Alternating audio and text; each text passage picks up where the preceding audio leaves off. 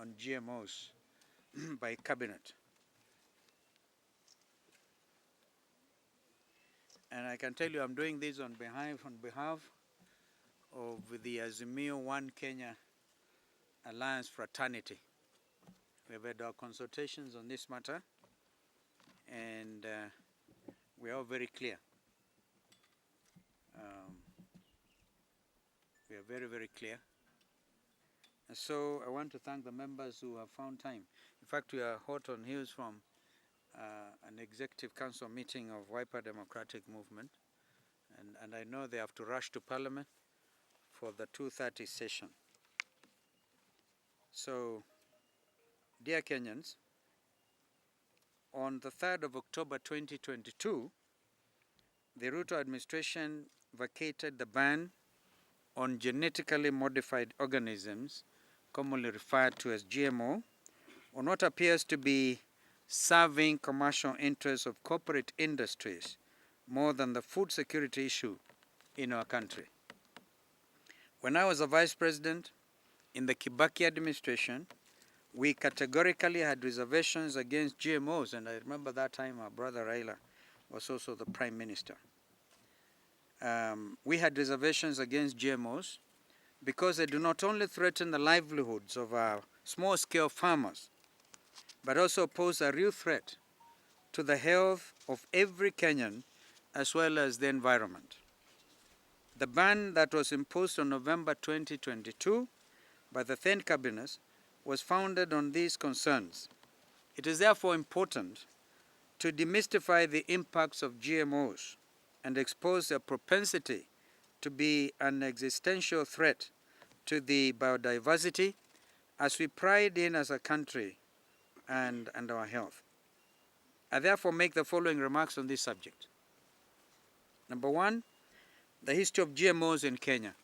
And bear with me, it's a 6-page small document. A genetically modified organism, GMO, is actually an animal or crop in which the genetic material had been altered or has been altered in a way that does not occur naturally. Genetic engineering is therefore different from natural breeding and poses special risks.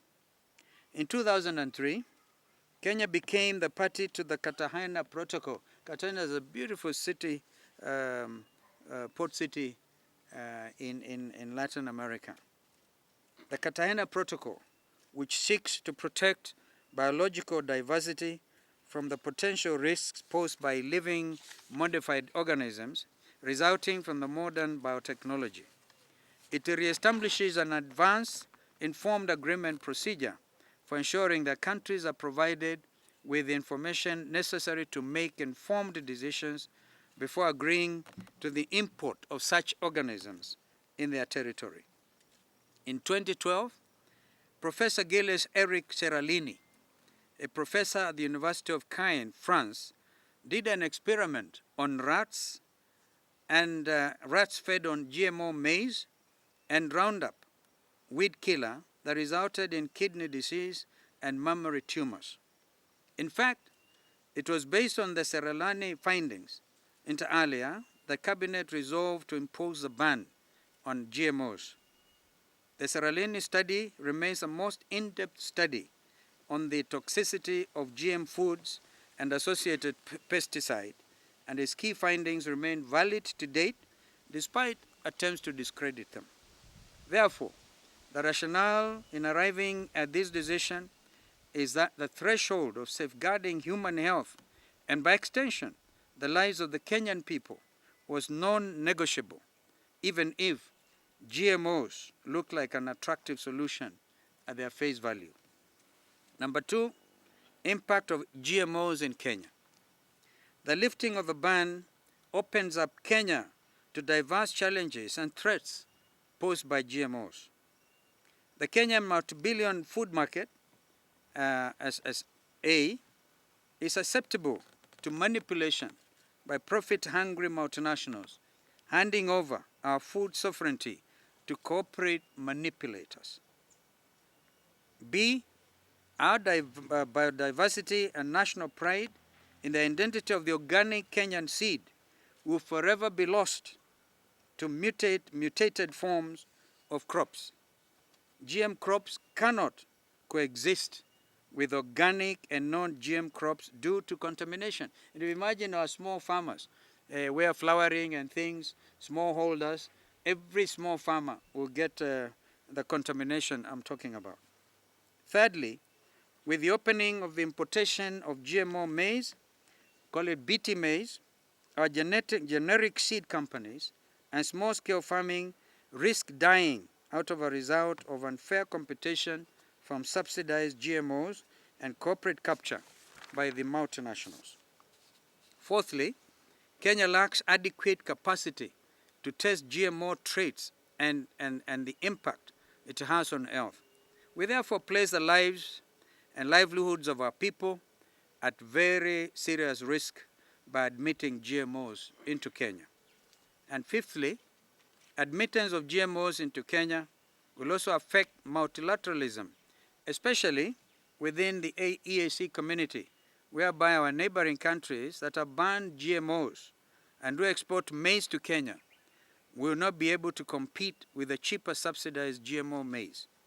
Moreover, having not been consulted by the Ruto administration, the ban on GMOs would jeopardize trade within the EAC and cause unnecessary trade restrictions as the non-GM neighboring countries attempt to protect their citizens from Kenyan GMO crops. And I saw President Suluhu during the meeting with President Ruto yesterday, I think it was in State House, Dar es Salaam, talk of reducing the non-tariff barriers. This matter of GMO becomes a clear non-tariff barrier. Thirdly, corporate capture. Corporate capture is when the sovereignty of a nation has been taken control of by the commercial interests of big industry. In this case, the selfish interests of multinationals that would go through lengths, and I dare say even to the extent of quid pro quo, in order to seize our food sovereignty, is not in doubt in this regime, and this regime stands as an accomplice. And therefore the burden of proving they are not is really on their side. Against the backdrop of this lift, the Ruto administration had met several delegations who have been aggressively lobbying for the lifting of the GMO ban in Kenya. We are also aware that these multinationals have sponsored skilled research on GMO biotechnology calculated to reach a desired outcome. We also take issue with the National Biosafety Authority, NBA, which is a body tasked with the responsibility to regulate genetically modified organisms in the country and ought to be neutral. Instead, we have noticed with concern the way in which the regulator is one of the lead promoters of GMOs in Kenya. What is their motivation? We dare ask. As crusaders of moral practice, we are also surprised by the silence of the religious community, and specifically the church, which were once vibrant and vehemently against GMOs. Could it be that they have been pacified by this new administration and blinded to the moral and ethical question around GMOs that go against the order of nature? I call on the church to respond. We urge our religious leaders and faith-based organizations not to sell their soul, but to speak the truth at power at the altar of commercial interests and political expediency. The way forward, fellow Kenyans. Number one, Kenyans are heavy consumers of processed maize, and we produce an average of about 40 million bags of maize a year, yet our demand is about 55 bags of maize a year. Our deficit, therefore, is approximately 10 to 15 million bags of maize a year. Food security, my second point, should not be premised on maize consumption alone. We speak to all of us as Kenyans. There are other varieties of organic food such as sorghum, millet. Some of us grew on millet. I can tell you, the only competitors are the birds. Sweet potatoes, cassava, etc. that can complement or substitute shortage of maize diet.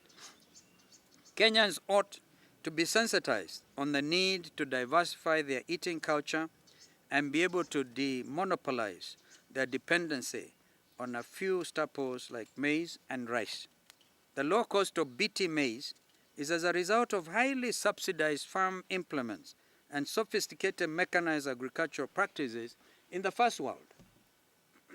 Even if our farmers adopt the BT maize seed, this will not bring down the cost of maize, since the price is artificially manipulated by the profit-oriented multinationals.